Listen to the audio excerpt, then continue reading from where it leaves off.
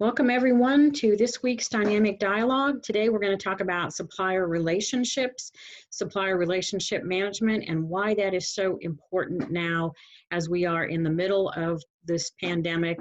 Some companies are moving into recovery, but some still have a long way to go. So we're going to talk about why that's an important part of supply chain management.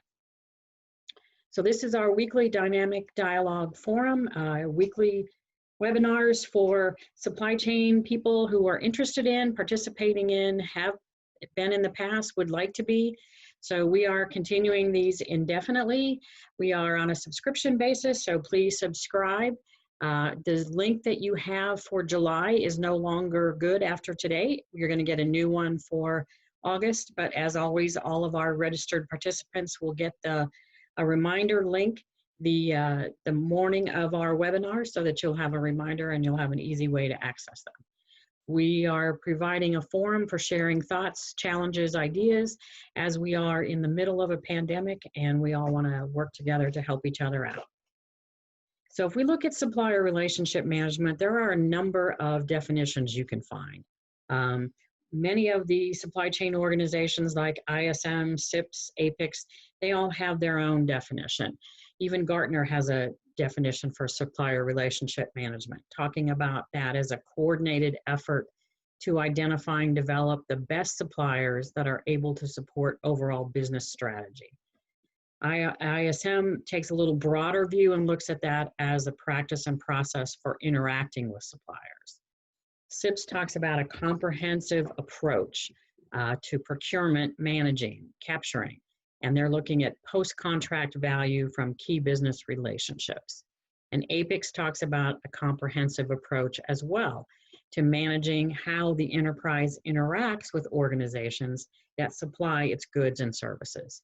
They go further and define a goal of supplier relationship management to streamline the processes between the enterprise and its suppliers. So a lot of different definitions there, but all pretty much talking about working together between the customer and the supplier, putting strategies in place, getting more value for both organizations. So that's what we're trying to do here. There are a lot of misconceptions about supplier relationship management, however. Many people think that it's just a powerful way to reduce the unit cost. If you have supplier relationship management programs in place, you'll be able to get better unit cost more quickly. That's not necessarily true. Some companies look at it as a quick fix for performance problems. Oh, if we put them on our supplier relationship management program, our SRM program, we can fix those performance problems. Not necessarily the exact goal of supplier relationship management and not necessarily a yielded benefit. It is not just a module in a software program. There are MRP modules, add-ons, bolt-ons, and other standalone programs that talk about supplier relationship management, but it is not contained 100% in a software module or program. It is not just responsibility of supply chain personnel, procurement, buyers. It is the responsibility of both organizations to work together because it takes cross-functional teams and identifying key stakeholders in order to make that work. So we want to make sure that we're looking at all of that. It is not just for your tier 1 top few suppliers, but on the other hand, it's not for 100% of your suppliers either. But it takes some work to look at which suppliers you want to include in this kind of program. It is highly correlated to customer relationship management, but it is not just flipping that over and doing the opposite of that or the inverse of that. So a lot of companies spend more time on customer relationship management than they do on supplier relationship management. And today we're advocating that these are both important and companies need to focus on both in order to keep that balance and get the most value out of their supply chain. And supply chain relationship or supplier relationship management is not a program. It does not have just a start date and an end date. It is not something that you do once and it's a one and done kind of thing. It is a process, it is a continuing process, and it is a philosophy and an attitude that you include into your supplier management program into how you do business with your suppliers. There's a continuum of supplier relationship management, and it starts with where you have very little to no relationship with the supplier. This doesn't mean these are suppliers that you've never heard of, that have never heard of you, that are not looking to do business with you, or just suppliers in an area that you haven't tapped into. These are suppliers that are aware of you as a customer, of your company as a customer. And as that customer, as a buyer, then you're aware of these suppliers, that you've identified that they may have potential goods that would fit your bill.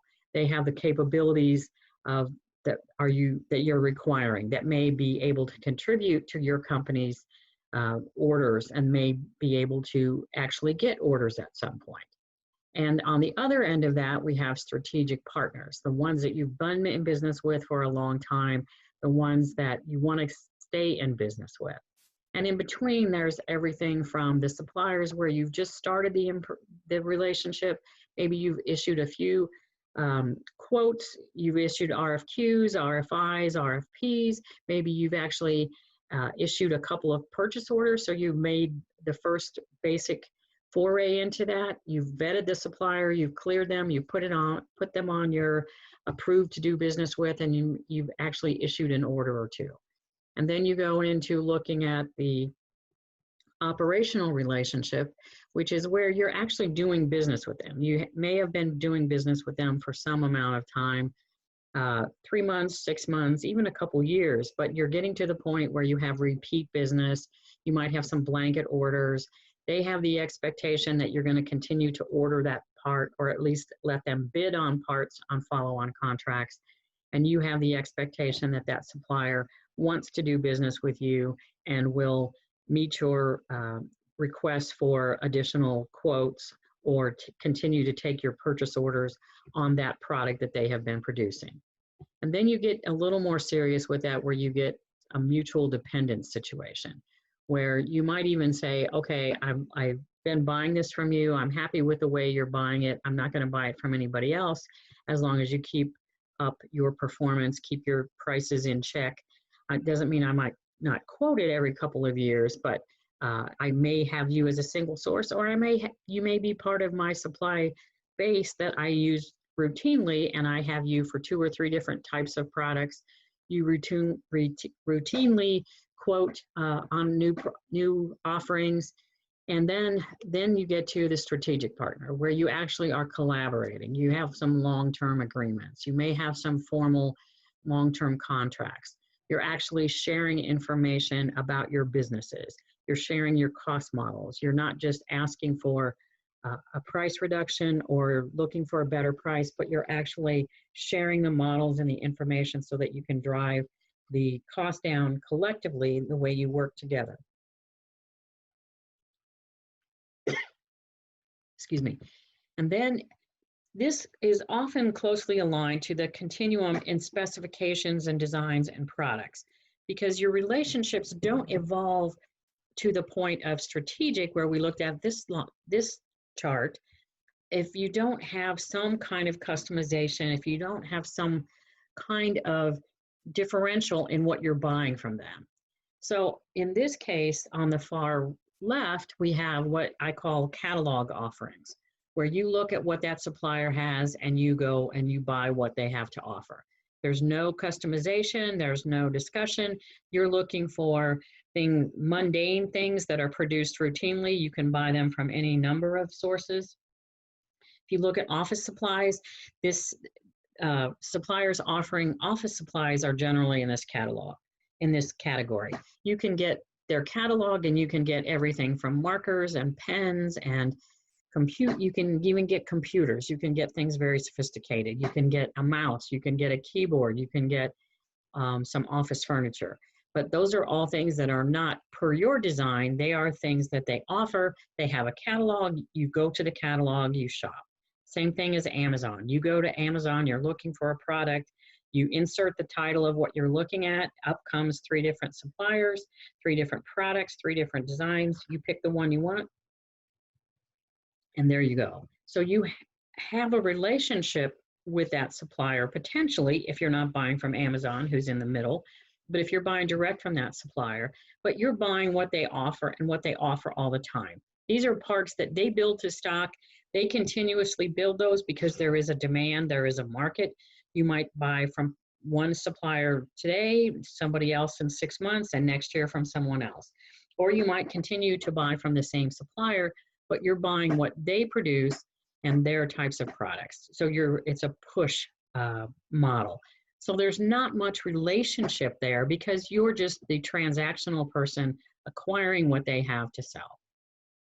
Then as we move along this continuum, you get to the next stage where actually they're building to your order. So you can do a few things because they're not going to build it for everyone and just say, we're going to build it and we know you're going to come. They're going to wait for you to build, for you to order it, for them to build it. You may not have much customization on it, but it's still going to be to your order specifically because they don't make this en masse and make this for everyone. And then you get to the next step where you actually can customize that. So they're building it to your order and you can put some changes in. You can customize it to you. You can put your own label on it. They'll make it to your customization. They'll give you a few things that you can tweak on that, and then you can pick in that customized area. Maybe they'll put your label on it. Maybe they'll package it the way you want to. They'll do whatever you need within a small range. The next step up is where you actually start modifying their design. They may make a pump, but you need that pump to do something slightly different. You might need a little tweak on that design. Maybe you need it to fit into a little bit different envelope than their current product makes. Maybe you need a motor that's changed from a right-hand side to a left-hand side access. Maybe you need something that's very similar to what they make, but you need something modified on that. And then you get to the next step, which is actually where the customer can specify what they need. So you go to a very proficient supplier, they make products, you give them your specification, you're not designing it, you're asking them to design it, or you're asking them to tweak a design to meet your own specification. So maybe they make pumps and you need a pump that does this and fits in this envelope. Then they will work to do that. So this is where you start these relationships that are very much more beneficial to both organizations. And then finally, the furthest to the right is where the customer designs everything and you use the supplier's facilities and capabilities and capacities to actually produce. So this is more of the contract manufacturing model where you're doing the design and they're doing the fabrication. So you're using your expertise in the design area, you're using their expertise in the manufacturing area, and you still have a very good opportunity for relationships. So in this continuum, the relationship really starts to be more viable and worth an investment when you get pretty much to the middle. The modified supplier design, the custom specification, and the customer design is really where you can build a relationship where you want to invest in that. If you're building, if you're working with a build to order supplier or you're slightly customizing that, you don't have a lot of ability to build a relationship and do a lot with that unless you have significant volumes or significant spend with that supplier.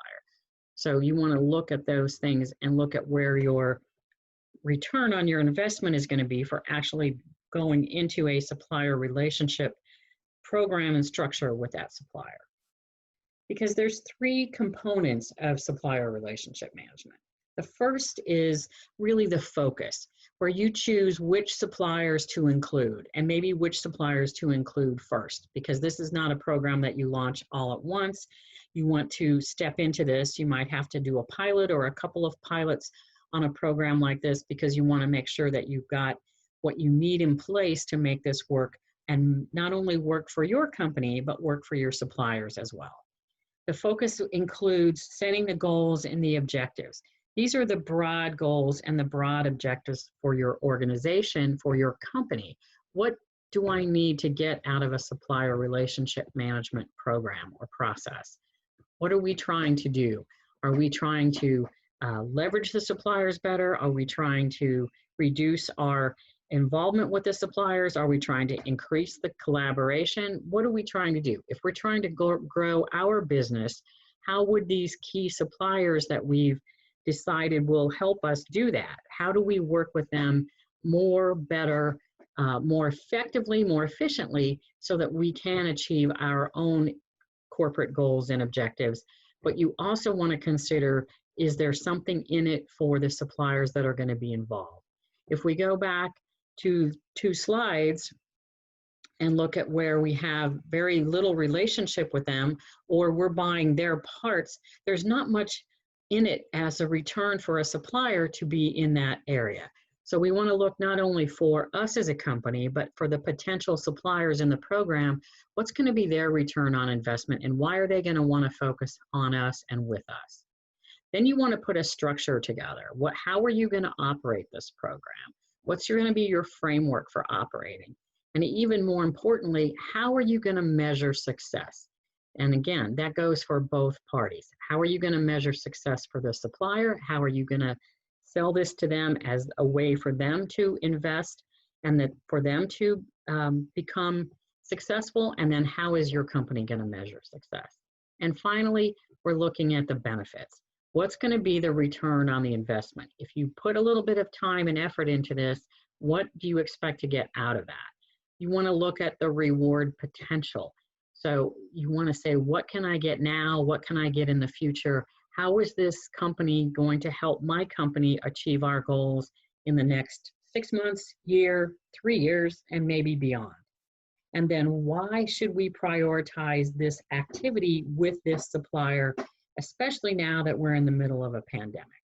And we'll talk about that in just a second. So let's look at each of these areas in a little more detail. The first is focus. We want to focus because we want to build trust. We want open and honest communication. We're looking for those suppliers that we can trust now and that we'd like to build more trust with, those that are open to communication and those that have been forthright with us and honest and shared information. We want to be able to practice active listening to the supplier, and we want suppliers who are going to listen to us as a customer, but more than as a customer, as a potential, almost a partner, because supplier relationship management says we're going to work together on this. So both parties have to do some active listening, looking at what is in it, what is important for the other party.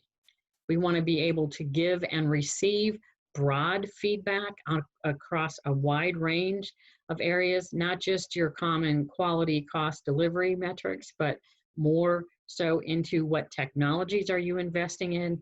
If we have a business fit mix, if you're a very large company and I'm a small company, or vice versa, if I'm a very large company and you're a small company, how are we going to make that work for both of us? How can we accommodate both sets of requirements and needs and make sure that this will enable us to work better together? So how can we collaborate? That's what we're trying to do. Which suppliers are going to be able to have an interest in and have the ability to collaborate with us? So once we understand what we want to do, then we start looking at the suppliers individually and saying, which ones do we want to include in this kind of a program, in this kind of activity? We want to look at the risk versus the reward. So if we do this and put extra effort into this, are we going to get something back? Again, if I'm looking at a supplier that I'm buying parts that they make for 1,000 other customers, and I have no ability to change that on a regular basis, is this really where I want to dig into a supplier relationship? Maybe, maybe not. You have to say, is this something that maybe I need from them? They are the premier manufacturer, they have a premier capability, or they are the players in their market, and maybe you'd like to partner with them on something that might be mutually benefit, then maybe that's a good way to go forward. But if you're going to continue to buy what they make the way they make it and per their designs, and you're not buying huge volumes, then your leverage is not there. So you want to say, this is probably not the best place to spend my effort in supplier relationship. Doesn't mean that we shouldn't strive to have a working relationship, a practical relationship, a sound and trustworthy relationship, but not really part of supplier relationship management on a deeper level. And then you want to look at suppliers that are making parts that are critical to your business, and that are very important for you to continue to have availability of, support of, maintenance of, whatever longevity your products expect to have, looking at those suppliers that are going to help you launch your next generation of products, and looking at a long-term relationship, as well as looking at which suppliers find you as a customer very critical to their business. Because if you're critical to their business, then that gives you some more leverage, which might make them a good candidate for a supplier relationship management program. So then we want to look at how we plan this going forward. So we want goals and objectives not only for the program, but then we're going to start to look at, for each participant, what are the goals? What could the goals be for me as a customer and my supplier in taking on this supplier relationship management activity? Are there things that we can both win by doing? What the strategies are that would allow us to achieve those goals, and how we might share the benefits. And this is a very important part, because the goals are going to be in various forms. They may be total cost reductions, they may be faster time to market, they may be more robust technology, they may be around capacity. Whatever your goals and objectives are, then you have to say, if we achieve this, how can we share some of these benefits? If this is a benefit for me, is the benefit the same for the supplier? And if not, what is their benefit? And then how do we make sure that we have an equitable sharing here? Because if you enter into one of these relationships and then discover that one party feels like the other party is getting all the benefits and the other party's doing all the work, then that's going to erode pretty quickly. So you want to make sure you look at both sides of the coin. What's the risk? What's the reward? What's the benefit? And what's the investment required by both organizations? So then we look at the structure. Once we have the focus, we want to look at the structure. The structure, again, includes the specific goals and objectives for that supplier, or maybe for the products that they're producing for us. I always recommend using the SMART format, which says specific goals, measurable, attainable, relevant, and time-based, so that we don't just say we want to grow our market share, but we want to say we want to grow market share 10% by the end of 2020, or maybe by the middle of 2021. So we have a specific goal, it's measurable. Is it attainable? I hope so, and you want to make sure both parties feel it is attainable. Then you have to get to the relevance of that goal. So if our company wants to increase market share, that's relevant to me, but how does the supplier contribute to that? So then you have to change that to that you want them to increase capacity, or you want them to decrease the cost, or you want them to help you decrease your inventory so that you can grow your revenue in that period of time. And then you've got a specific period of time.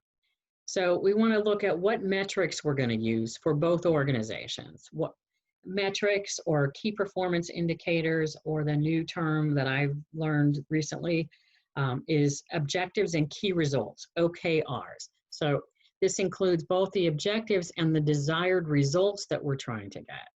So we want to look at, once we define these, or once we lay these out, we want to say, okay, now how are we going to measure that?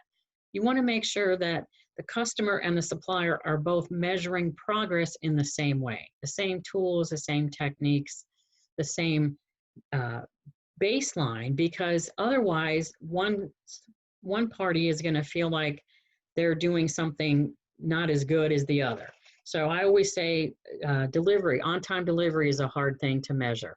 So if you as a supplier are measuring your on-time delivery as shipping out on the desired ship date, and your customer is measuring that when it actually transacts into their inventory, you're going to have some discrepancies.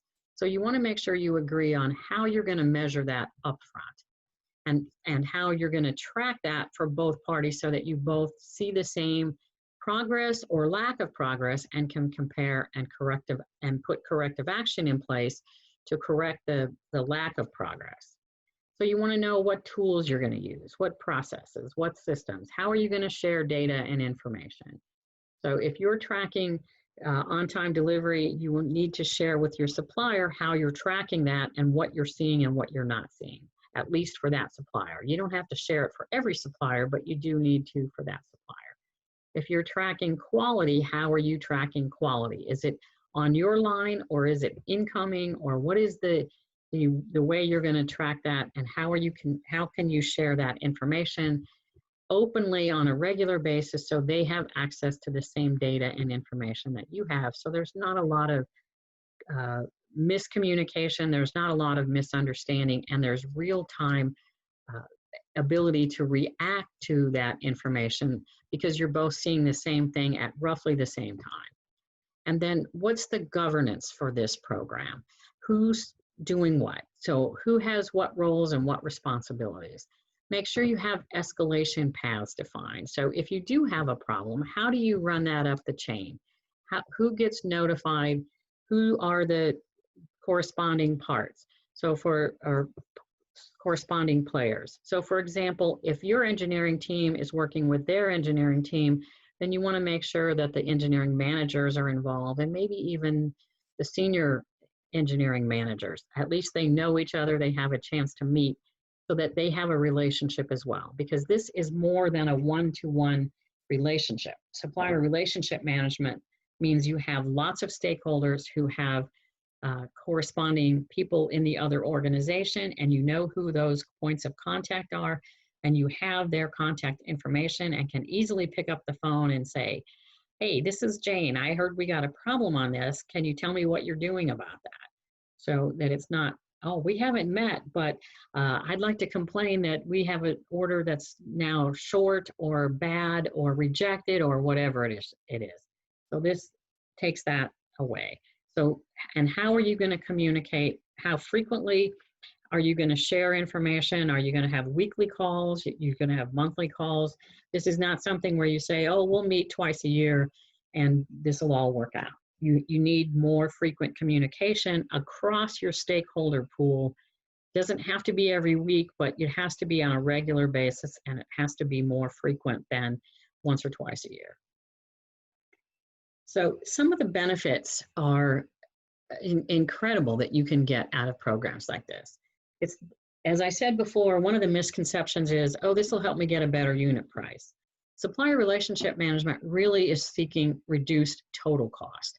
So that total cost can be in the cost to acquire the goods, including the unit price, what it takes you to manage that supplier because you've got more supplier interaction, more support from the supplier, so it all works better together. It can be things like reducing inventory so that you don't have to carry as much inventory. Maybe your supplier's carrying that inventory for you, or sometimes the supplier will carry partial inventory for you so that they can reduce their lead time. If they have a long lead component that's driving their lead time, maybe they can be willing to carry some of that inventory to reduce their lead time to you. And then what is their activity and involvement? The best scenario is where you can reduce your supplier's costs without touching their margin. So if it costs them less to produce it, they can actually make more money on that, still lower their price to you, and you win as a customer. So the customer can win, the supplier can win, and everybody has more money left in their pockets. So how can you get that supplier involved in reducing their costs without them feeling like that you're just trying to rake them over the coals and you're going to recoup all the benefits? If they can reduce their manufacturing costs, their labor, their material, then that will reduce their overheads proportionally, and that could even increase their profit margin. So they can actually make more money by reducing that and still help you reduce your cost as a customer. So there's a lot of potential in these activities if you dig in, but it does take that time to do that. you can get a lot of value beyond just the cost. Again, you can get things like shorter lead time. You can get things like quicker time to market. You can get access to better technology. You can get packaging things that you need and want. And but beyond the needs that you have, you can get a lot of your wants met, which are going to increase value from that supplier into your organization. It's going to trade that balance between the supplier sales force and you. Again, customer relationship management, CRM, is a very common term across many industries, and people in that that job get a lot of training. So there's customer relationship management. We're going to train for that. We're going to get our account managers involved. They're all going to be trained. They're going to know how to deal with customers. But we don't give the same training to our buyers and our procurement specialists. So we want to make sure that we're balancing that out between the CRM and the SRM, and that your organizations are matched when they're dealing with each other. This SRM can really help prevent a supplier being dissatisfied with the deal. If you've been in this business very long, that you recognize that there are suppliers who feel like they got squeezed to the very last drop of blood with the last deal, and the next time they come to talk to you about that, or the next time they bid something, they aren't taking that same kind of deal. So now they're discontent with that. And if they're discontent, then the next thing they do is they start charging. Well, yes, but our contract said we're going to build version A. Now you want me to build version B, so I'm going to have to change my price, or I'm going to have to give you a change fee, or. So then you as a customer get this cost creep from different aspects of cost. They're going to start charging you for things because they didn't get the price that's going to enable them to meet their goals. So now they're going to start nickel and diming you on all these things. So that isn't a good position to be in. If you're working together with suppliers, you're going to be able to uncover a lot more potential savings, and you're going to be able to share in not only the return, but you're going to be able to share in any investments. So you may be able to share the investment with a supplier in technology so that you get the benefit of them having the right equipment, the updated machine, the updated automated piece of whatever that you need that's going to help reduce your cost and is going to give you a return on that investment. So how can you share in those things? When you talk about supplier relationship management, it puts a lot of things on the table that you can discuss, and you aren't frustrated because that supplier continues to use that broken down machine, or that machine breaks twice a quarter, and I have to pay for that in getting delays and disruptions.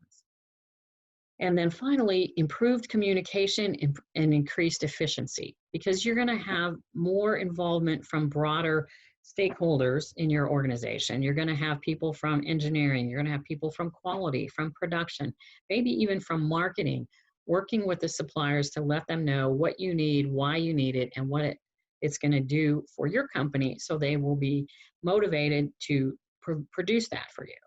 You're going to be able to integrate the two businesses across products, across processes. You're going to be able to know more of what they can do, what they can't do, and you'll be able to incorporate that into your designs, in your specifications, and better match your designs to their capabilities and capacities.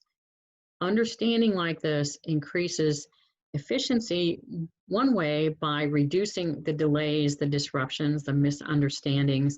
You're able to seamlessly work on these things because you work it out honestly and openly, and then both parties understand what their marching orders are, so you don't have as many issues. So you're going to get improved service through shorter lead times, improved responsiveness, better understanding, and quicker response in general, to whether that's to a challenge or an issue that you're having with a part, or whether that's, hey, I just need a new quote. We've got a new product that we're developing and we want you to quote on this. You're going to get better, more complete responses, as well as more quickly back to you. You're going to have fewer surprises. And this is always a big deal because in operations, we don't want surprises. I talked about the price volatility or the cost creep. So if you have supplier relationship management suppliers, they're going to be more consistent in their pricing. They're not going to be trying to nickel and dime you, and they're not going to change things without you knowing that. If you're sharing cost models up front, if you're talking about the cost drivers for your parts, you're going to know what those are.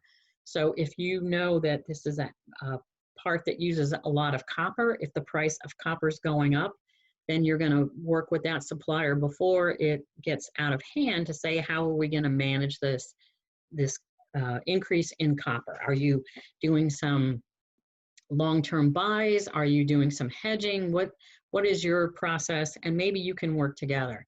Many times I've been able to offer a supplier some discounted pricing that we have from a corporate perspective because I've worked for very large companies. I remember I worked for Hewlett-Packard. We had better plastic pricing than any of our suppliers could get. So when they bought the plastic for our parts, they were able to buy at our discounted rates. And a further benefit from that, let them buy at those same rates for other customers. And our customers, our supplier, which was a joint supplier, companies like Dow and DuPont made so much of this that they were more than willing to offer their pricing, this discounted great pricing, to smaller suppliers who weren't buying near as much product, but because in aggregate we were espousing them and using their products over and over in HP equipment, they were happy to share that. So our suppliers got a win, we got a win, and actually our main supplier of the plastic pellets got a win as well. So there's a lot of ways you can get more collaborative in solutions when you're working together and you're willing to share information. You're able to reduce your supply base. You're still going to have the one-offs and you're still going to have new suppliers coming in and suppliers phasing out. But when you have a supplier relationship management program, a robust activity going around supplier relationship management, you're not going to have to do as much quoting. You won't have to do 5 quotes, maybe you can do 3 quotes. And you're not going to have to start from scratch when you're quoting. You're going to say, these are our suppliers, we're going to go quote those. These are our recommended, our preferred suppliers. We have a good base of those. So you're not adding to your base all the time. And you're going to get much better attention and response from your suppliers when they're part of these programs. You are going to be a preferred customer. So not only are you making that supplier a preferred supplier, but that customer is making you a top supplier, a top customer. So they are going to give you the attention that you need, which is going to help all of these things as well. You're going to be better able to utilize your supplier's capabilities because you're just going to have more information about that. You're going to have more information not only about their capabilities, but their capacity, and you're going to be able to tap into that. So you're going to utilize things and aspects of that supplier that you may not even know exist before you start. So suppliers have a lot of potential, just like you hope your company as a customer has a lot of potential. You want to access both of those for each other's organization and come up with a better solution. You're going to be able to show your stakeholders, your internal stakeholders, that the suppliers have a lot of value. That's one of the things I've always been challenged with working in supply chain, is convincing in-house people, my colleagues, my partners that had the same badge that I did, that these suppliers are very important, that they are an extension of our manufacturing arm. And so we need to treat them well, we need to work with them closely, and they are not the enemy. So, and sometimes it's, oh, well, it's just a supplier, we're the important piece because we do the design or we do this, and they only do this little small part, and we do this whole, they only make the dashboard and we make the whole car. Well, all of that has to come together in order for your company to be successful. So you are able to show your stakeholders and your partners that the real value, the extent of the value that the suppliers are bringing to the table And it's all part of that continuous process improvement, which we are all looking for, because we know that good enough is not good enough for long. We need to get good, and we need to get better over and over and over. So why this is so important now, and why we are continuing to talk about this, because we have so much volatility in the marketplace. The coronavirus has thrown everything into a turmoil. Marketplaces, supply pools, logistics, everything now is in question and being looked at, and everything has a lot of volatility. And we have uncertainty everywhere in what business is going to look like next week, next month, the end of the year into 2021. Are our suppliers even going to be in business? Are our customers going to change their volumes, their quantities, their demand rate? Are they going to be in business? Who can we trust anywhere along the supply chain? We've seen lead times increase like crazy, as much as 200%, even domestically with domestic suppliers, and supply chains that extend into Asia and other parts of the world, Europe, Latin America. We've seen lead times sometimes triple from what they were pre-COVID. So there's a lot of things changing. Price volatility, that's crazy too. We're seeing prices get increased very quickly. Oh yeah, I know we sent that to you last week, but now we can't send it to you unless you agree to this price change. So you're seeing some unscrupulous behaviors, but you're seeing some very knee-jerk reactions too. And suppliers that you have been working with in supplier relationship management, you're going to see more information about that. You're going to get more detail about what's going on. You're going to get more options to work through on those things. You're going to know who you can trust, and you're going to be able to work through a lot of that. Because right now we need creativity and innovation in the supply chain, throughout the supply chain. Companies need to know how they're going to survive this week, this month, next month, as well as what they're going to be doing a year from now. So you have to survive today in order to be here next year. So you have to look at what's challenging you this minute, but you can't take your eye off what you need to be doing in a year. So working with suppliers collaboratively, honestly, transparently is going to help you do that.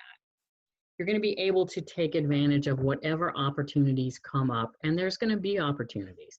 We're seeing some opportunities already with available capacities, available capabilities. Some companies are stepping in and helping others. Companies are sharing workers because one company needs the workers and the other company is in a valley. They don't have enough. So we're seeing a lot of creativity in the marketplace that's going to help both organizations be more successful. When you have a relationship established, when you have suppliers that you trust and that you are planning to work with on a continuing basis into the future indefinitely, then they're going to be more willing to share their ideas and their thoughts. We all need to be more efficient because this is a crazy time. We have people working from home, people who are strapped by their lack of internet or their unstable internet, the different hours they work, people working from home with small children that are easily distracted and have to work kind of hit and miss on and off. It's a very challenging time. So these relationships with your suppliers, knowing who you can trust, knowing that you're working together on something and not trying to dance around and negotiate everything and keep your cards close to your chest. This is a much more robust way, easy way to work together. And you can use the technology that you have more efficiently, more effectively, which is going to yield better results. So in the summary, this is not an optimal time for launching a full-on supplier relationship management program. If you don't have that, if you haven't gone about that in a deliberate way, I don't think you should stop in the middle of this and say, oh, we're going to go do this. So if you do have a program, then you should make sure that you're building on that and utilizing that and reinforce that with your staff, your colleagues, and your suppliers, because they're they're harried too. They're fraught, they're afraid, they're nervous. So there's a lot of value in having that. If you don't have one of those programs in place, then look for what you do have. What kind of foundation? Back to those three areas, the focus, the structure, and the benefits. What do you have with your suppliers, and which suppliers do you really need to build on? So you can launch a pilot, or you can redouble efforts with one or two suppliers and make sure that whatever relationship you had in the past, you're reinforcing and you're expanding to work with their current team and their extended team that you need to make sure you're getting what you need as a customer. So validate your priorities, because what your priorities were in January may not be the priorities that you have today. What your priorities were in June, honestly, or May not be the priorities you have today. So you have to continue to validate that. Focus on what's critical for you, which suppliers are critical. Make sure you've got a structure. Make sure you're doing some documentation. Make sure you're reaching out and putting your escalation paths and all of the points of contact that need to be identified. Make sure that they're in contact with each other. Expect to get some benefits from that, both short and long term, because that's, if you don't expect that, if you expect the worst, that clouds your results. I am a true believer in being optimistic and expecting the best out of yourself and your people. Include stakeholders from both organizations. This is not something you're going to do in a vacuum, or again, it's not just the buyer's responsibility. But with this increased trust, collaboration, you're going to support both organizations better, and both organizations have a better chance to succeed. So I'm going to leave you with this. Trust, or the lack of it, is at the root of success or failure in relationships and in bottom line results of business. This comes from Stephen Covey. He has a lot of good things to say. This one, I think, is important when you think about supplier relationship management, because trust is at the heart of this. So it's really at the root of the success and failure, both in the relationship and in how your business succeeds. So next week, we start a new month, August 4th. We're going to talk about not supplier relationship management, because we did that today. Honestly, I'm not sure what we're going to talk about next week, but I will have that up and ready when I send out the slides from today and the link to the recording. This is our dynamic dialogue. You can register now. And if you would like to work more and talk more about these subjects, you can do callwithjane.com. That will take you to my calendar, and you can set up a free 30-minute call. We have a lot of webinars going on. We have CPSM Exam 3. We've just added CPSM Exam 1. They both start in September. We have a class going on this week, Supply Chain Data Analytics, and we'll have another one late August, September. Again, that's to be determined. I'm toying with a couple of different ideas, so if there's a program that your company would like or that you would like, feel free to contact me. You can contact me at either of these. You can call Purple Link, or you can go info@purplelink.co. So that's what we have today. I'm going to stop the recording.